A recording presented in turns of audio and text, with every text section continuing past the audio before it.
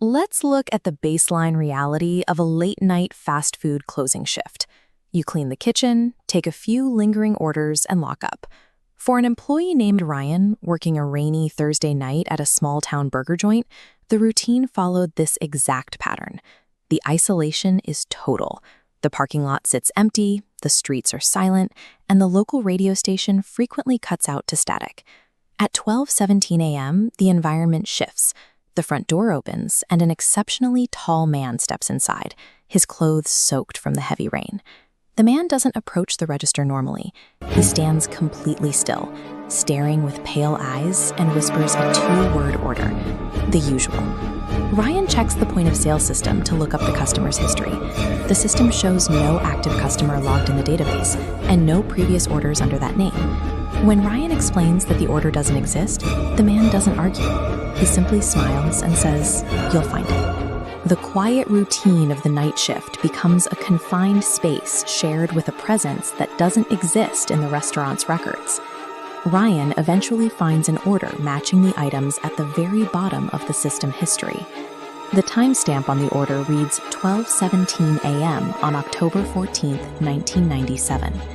Ryan calls his manager, who reveals that the man described died in a fatal car accident immediately after leaving the restaurant on that night in 1997.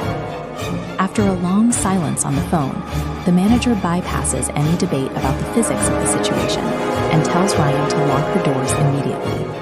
Ryan looks back toward the counter. The dining room is empty. The man has vanished. The security monitors tell a different story. Every camera angle shows a completely empty room. The digital logs confirm the front door sensors were never tripped all night. Then, the kitchen hardware begins to fail. The printer starts running, spitting out identical back-to-back copies of the October 14, 1997 receipt. The overhead lights flicker and go dark. The room falls silent, and Ryan hears heavy, wet footsteps approaching him from behind. Locked doors and security cameras provide a sense of safety, but these tools are designed for physical intruders, not a presence that exists outside of linear time. Ryan spins around to face the footsteps, but he finds the kitchen and the dining area completely empty.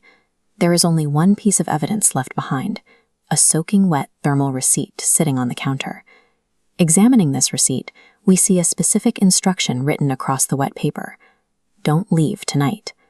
Minutes later, a truck loses traction on the flooded road, swerving out of control and skidding directly into the restaurant's parking lot. The truck strikes the exact spot where Ryan's car was parked. Because the encounter delayed him, he was still inside the building during the impact. By the next morning, the physical proof has faded. When Ryan shows the paper to his manager, the ink has disappeared, leaving the receipt blank. Yet, the restaurant system continues to glitch. Every year on October 14th, at exactly 12:17 a.m., the printer produces the dead man's receipt.